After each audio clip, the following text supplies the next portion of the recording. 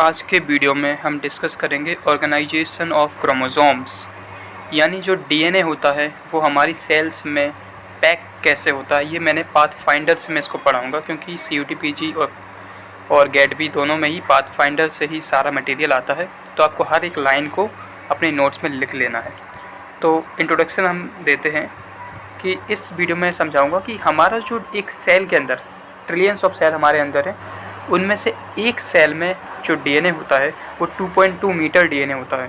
2.2 metre आप समझिए 7 feet से ज़्यादा है, यानी खली की हाइट, द ग्रेट खली जिसकी हाइट 7 फीट है, उससे भी ज़्यादा डीएनए इतना लंबा होता है सिर्फ एक सेल के अंदर। तो इतना लंबा डीएनए हमारी सिर्फ एक सेल के न्यूक्लियस में कैसे फिट हो जाता है। एक सेल का न्यूक्लियस कुछ ही माइक्रोमीटर का होता है, 5 से 10 माइक्रोमीटर का होता है। यानी यहाँ पर मैंने लिखा है इतने छोटा न्यूक्लियस में इतना बड़ा डीएनए कैसे पैक होता है, इसको हम समझेंगे। और ये होता है प्रोटीन्स की मदद से। तो क्या आप बता सकते हैं कौन से प्रोटीन होते हैं? खैर, अब हम आगे बढ़ते हैं। तो मैंने जैसे कहा था कि मैं पाथफाइंडर से आपको बताने वाला हूँ। तो पहले इसमें लिखा है कि ड्यूरिंग इंटरफेज, जब सेल्स डिवाइड नहीं कर रहे होते हैं तो डीएनए एग्जिस्ट करता है एक न्यूक्लियर प्रोटीन कॉम्प्लेक्स जिसे क्रोमेटिन कहते हैं। क्रोमेटिन के फॉर्म में ये एग्जिस्ट करता है। बताता हूँ आपको। देखो, ये इंटरफेज है। तो इंटरफेज आप समझिए कि सेल साइकिल, जो पूरी सेल साइकिल होती है, इसमें जो G1 phase, S phase, G2 phase, इन्हें हम ये जो ग्रीन में है यहाँ तक, इसे इंटरफेज कहते हैं। ठीक है, जब ये डिवाइड नहीं कर रहा होता तब इसे इंटरफेज कहते हैं। जब ये डिवाइड करता है एम फेज में तो इसे एम फेज, माइटोटिक फेज कहते हैं। तो ये जो पूरा 95% करीब जो इंटरफेज है, इसमें ये किस फॉर्म में रहता है, ये देखिए इसके अंदर। देखिए ये डीएनए इसके अंदर है, क्रोमेटिन के फॉर्म में है। किसके फॉर्म में? क्रोमेटिन के फॉर्म में होता है, यानी क्रोमोसोम नहीं बना होता, सिर्फ खुला हुआ डीएनए है, क्रोमेटिन है। ठीक है, तो यही वो पॉइंट कह रहा था। फिर आगे ये कहता है कि chromosomes are much shorter than the DNA molecules they contain. ठीक है, तो ये तो ऑब्वियस सी बात है। क्या बात कह रहा है ये कि क्रोमोसोम जो होता है वो बहुत छोटा होता है डीएनए के कंपैरिजन में। इसका क्या मतलब है कि अगर आप एक क्रोमोसोम को खोलेंगे, लाइक आप एक क्रोमोसोम नंबर 1 को खोलेंगे, ये क्रोमोसोम नंबर 1 है, तो इसके अंदर का डीएनए अगर आप खोलेंगे तो वो करीबन 8 सेंटीमीटर का होता है। तो 8 सेंटीमीटर का एक ही क्रोमोसोम का डीएनए है, वो इतने से न्यूक्लियस में कैसे बन जाता है? तो इसके लिए हमें हाई ऑर्डर पैकेजिंग चाहिए होती है। ठीक है, तो हाई ऑर्डर हमें पैकेजिंग चाहिए होती है, तो हाई ऑर्गेनाइज पैकिंग सिस्टम चाहिए होता है ना। तो हर क्रोमोसोम के अंदर एक इनमसली लॉन्ग लार्ज डीएनए मॉलिक्यूल होता है, जो मैंने बताया, जिसे हम बार बार फोल्ड करते हैं और तब क्रोमोसोम बनता है। अब कौन से प्रोटीन्स हैं जो इस डीएनए की फोल्डिंग में मदद करते हैं? वो हैं हिस्टोन्स और नॉन हिस्टोन्स।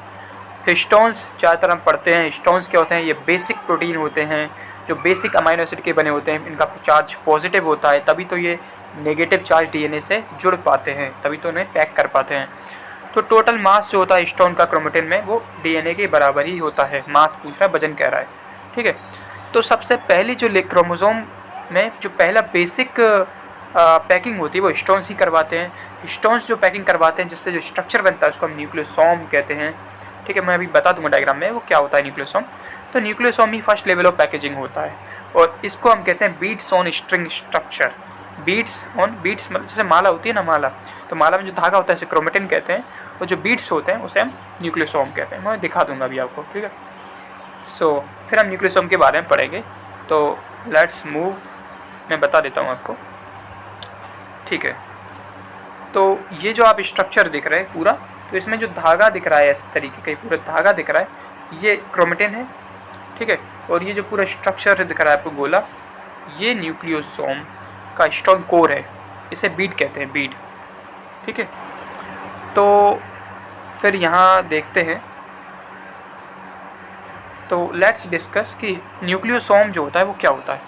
तो ये देखो लिखा है न्यूक्लियोसोम। ठीक है, तो ये जो पूरा स्ट्रक्चर है ना, ये न्यूक्लियोसोम है।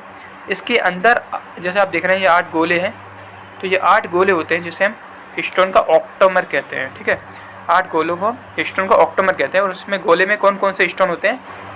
H2A, H2B, H3 and H4, 4 type के होते हैं, और हर टाइप का डबल होता है, तो H8 बन जाता है। यानी कि हिस्टोन ऑक्टामर बन जाता है। मैं अभी दिखाऊंगा आपको।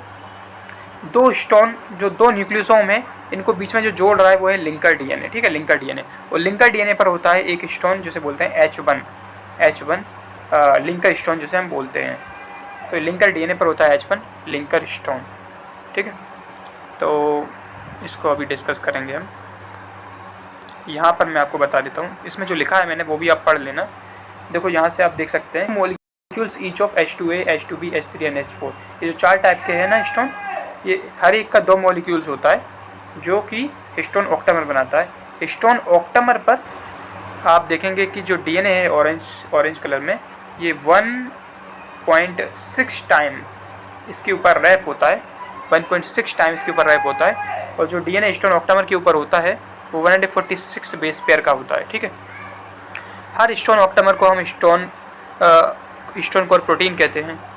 अब कोर हिस्टोन में जो डीएनए जोड़ते हैं तो इसे हम न्यूक्लियोसोम कोर कहते हैं, ठीक है। इसमें अब ये न्यूक्लियोसोम, अब एक बात जो ध्यान रखनी है वो ये कि न्यूक्लियोसोम में H1 नहीं होता, H1 नहीं होता। यही क्वेश्चन आता है कि न्यूक्लियोसोम, देखो लिखा है ना -H1, न्यूक्लियोसोम में H1 नहीं होता। इस कोर में अगर H1 भी जोड़ देंगे, H1 हिस्टोन जिसे लिंकर हिस्टोन कहते हैं, ये भी जोड़ देंगे तो ये क्रोमेटोसोम बन जाएगा। तो क्रोमेटोसोम क्या होता है, न्यूक्लियोसोम में अगर हम प्लस H1 जोड़ देंगे तो उसे क्रोमेटोसोम कहते हैं। और H1 के साथ, तो न्यूक्लियोसोम में कितने डीएनए था, 146 बेस पेयर का। इसमें H1 आ गया लिंकर हिस्टोन अपने साथ 20 बेस पेयर का डीएनए लाता है। तो क्रोमेटोसोम के अंदर जो डीएनए होता है वो 166 बेस पेयर लेते हैं। आप इसको पढ़ लेना, आपको समझ में आ जाएगा। तो यहाँ हमने डिस्कस कर लिया कि न्यूक्लियोसोम कोर और न्यूक्लियोसोम क्या होता है। न्यूक्लियोसोम में सिर्फ कोर हिस्टोन होते हैं जो 4 टाइप के होते हैं। H1 न्यूक्लियोसोम में नहीं होता। H1 अगर इसमें जुड़ जाएगा तो सिर्फ क्रोमेटोसोम कहते हैं। ये सब कुछ ध्यान रखना है, तभी आप क्वेश्चन कर पाएंगे, ठीक है। तो क्योंकि मैं रफ में नहीं लिख रहा हूँ, क्योंकि अगर मैं रफ में समझाता तो बहुत अच्छे से समझा देता। तो अभी आपको ये सारा डेटा लिख लेना है। तो देखो, न्यूक्लियोसोम और लिंकर डीएनए को जोड़ दें तो 200 बेस पेयर 200 बेस पेयर का बनता है, ठीक है। अब न्यूक्लियोसोम कोर के अंदर जैसे मैंने बताया था कौन से हिस्टोन होते हैं, H2A, H2B, H3 and H4, ठीक है। नेम कोर हिस्टोन्स कहते हैं। अब ये कोर हिस्टोन्स के अंदर कौन सा अमीनो एसिड होता है, ये इंपॉर्टेंट है। तो कोर हिस्टोन्स के अंदर कौन से अमीनो एसिड रिच होते हैं, तो लाइसिन और अर्जिनिन में रिच होता है। हिस्टिडीन भी होता है लेकिन लाइसिन अर्जिनिन ज़्यादा होता है। और जैसे बताया मैंने, ये पॉजिटिव चार्ज के होते हैं, तभी तो ये न्यूट्रलाइज कर देते हैं डीएनए के नेगेटिव चार्ज को, तभी तो एक दूसरे से अट्रैक्ट रहते हैं, तभी तो जुड़ पाते हैं वो। तो ये जो हिस्टोन ऑक्टामर यानी कि 8 हिस्टोन है, ये बैरल शेप का कोर ऑक्टामर बनाते हैं। इसके आसपास 1.65 टर्न्स होते हैं डीएनए के, जो है मैंने बता चुका हूँ, ठीक है। अब देखते हैं इफेक्ट ऑफ एक एंजाइम होता है माइक्रोकोकल न्यूक्लियस। इस एंजाइम का ट्रीटमेंट हम देखेंगे। तो अगर इस एंजाइम से हम न्यूक्लियोसोम को ट्रीट करवाते हैं डीएनए को, तो सबसे पहले मोनोन्यूक्लियोसोम बनेगा।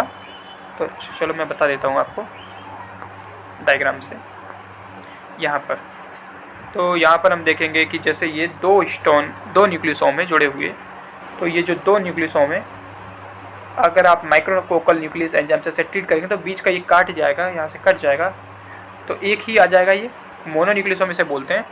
और न्यूक्लियोसोम में लिंकर डीएनए जुड़ा होगा तो इसे 200 बेस पेयर का होगा, ठीक है। फिर आप और ट्रीट करेंगे इसे एंजाइम से, तो इसमें लिंकर डीएनए आधा कट जाएगा, आधा लिंकर डीएनए चला जाएगा, तो 165 बेस पेयर बचेगा। और हम जानते हैं 165 बेस पेयर डीएनए किस में जुड़ा होता है, क्रोमेटोसोम में। तो ये स्ट्रक्चर इस क्रोमेटोसोम, और इसमें H1 हिस्टोन भी होता है। फिर आगे ट्रीट करेंगे तो जो H1 हिस्टोन के साथ 20 बेस पेयर होते हैं वो भी हट जाएंगे। तो 20 बेस पेयर 165 में हटाओ तो 146 या 145 के लगभग बेस पेयर बचता है, जो कोर पार्टिकल बचता है। तो जो न्यूक्लियोसोम का कोर है उसमें 146 बेस पेयर होते हैं। तो ये यही बताया गया है। तो और क्या लिखा है, हर न्यूक्लियोसोम में न्यूक्लियोसोम सेपरेट होता है फिर 50 से 70 लिंकर डीएनए से। तो लिंकर डीएनए कितना होता है, 50 से 70 बेस पेयर का, ठीक है। तो न्यूक्लियोसोम टोटल लिंकर डीएनए के साथ में 190 से 220 बेस पेयर का होता है। जनरली हम 200 कहते हैं, लेकिन क्योंकि लिंकर डीएनए फिक्स नहीं होता, जैसे मैंने बताया लिंकर डीएनए 50 से 70 है, तो कभी 50 होगा, कभी 60 होगा, कभी 70 होगा, उसके बेसिस पे 200 हो सकता है न्यूक्लियोसोम, कभी 210, कभी 190, कभी 220। तो ये ध्यान रखना है कि लिंकर डीएनए कांस्टेंट नहीं होता है, ठीक है। फिर हम देखेंगे कि H1 एसोसिएट होता है लिंकर डीएनए से है ना। तो H1 कहाँ पर होता है, जहाँ से DNA इंटर और लीव करता है न्यूक्लियोसोम में, ठीक है। H1 कहाँ पर होता है, जहाँ पर DNA न्यूक्लियोसोम में इंटर या लीव करता है, ठीक है। तो मैंने क्रोमोसोम आपको बता दिया था। अब हम आगे देखते हैं। जो मैं कह रहा हूँ शायद थोड़ी सी डिफ़िकल्टी हो रही होगी आपको, क्योंकि मैं नहीं समझा रहा हूँ, लेकिन जो भी पॉइंट्स हैं सारे यहीं से क्वेश्चन आने वाले हैं, तो अच्छे से कर लेना। अब यहाँ से भी क्वेश्चन आता है, कि जो हमारा एक पॉइंट्स मैं बता रहा हूँ जो लिख लेना, H3 एंड H4 जो स्टोन है, ये H3 और H4 है, ये जो है ना कंजर्व्ड होते हैं, ये कंजर्व्ड स्टोन होते हैं, यानी सभी में एक जैसे होते हैं, हर स्पीसीज में एक जैसे होते हैं। लेकिन जो H1 है ये कंजर्व नहीं होता, ठीक है, ये थोड़ा वेरिएशन करता है ना, ये वेरिएशन करता है, तो ये लिख लेना। अब आगे बताता हूँ कि फिश स्पर्म में या दूसरे स्पर्म में स्टोन की जगह पे प्रोटामीन्स होते हैं। तो ये भी क्वेश्चन आ सकता है कि प्रोटामीन्स क्या होते हैं। तो ये स्पर्म्स में स्टोन की जगह पे प्रोटामीन पाए जाते हैं, है ना। और प्रोटामीन ऐसे अमाइनो एसिड है, ऐसे पॉलीपेप्टाइड है जो कि आर्जिनिन अमाइनो एसिड से ज़्यादा बने होते हैं। खैर, अब इस टेबल से प्रॉपर्टीज़ ऑफ स्टोन प्रोटीन में इस टेबल से भी क्वेश्चन आता है और आ भी चुका है। सबसे पहला H1 सबसे भारी होता है, देखो 23,000 डाल्टन का है, और H4 सबसे हल्का होता है। तो ये ध्यान रखना, भारी सबसे क्या होता है, H1 होता है। इसे H1 को लिंकर स्टोन कहते हैं। और लिंकर स्टोन सबसे ज़्यादा लाइसिन में रिच होता है। आर्जिनिन भी इसमें होता है, लेकिन सबसे ज़्यादा क्या होता है, लाइसिन। ये क्वेश्चन आ भी चुका है और दोबारा आ भी सकता है। लाइसिन रिच होता है। और जो H3 एंड H4 है ना, ये आर्जिनिन रिच होता है। तो ये दोनों सारे पॉइंट्स याद रखने, क्वेश्चन यहीं से आने वाले हैं, ठीक है। फिर न्यूक्लियोसोम फर्दर कोयलिंग करता है तो सोलिनॉइड स्ट्रक्चर बनाता है। 30 नैनोमीटर का सोलिनॉइड स्ट्रक्चर बनाता है, और हर सोलिनॉइड के एक टन में 6 न्यूक्लियोसोम होते हैं। तो ये भी ध्यान रखना है। अभी क्या होता है समझा देता हूँ। तो ये लास्ट स्लाइड है, जैसे डायरेक्ट क्वेश्चन आते हैं। तो आप देखेंगे सबसे ऊपर DNA जो है वो 2 नैनोमीटर का डायमीटर का है, ठीक है।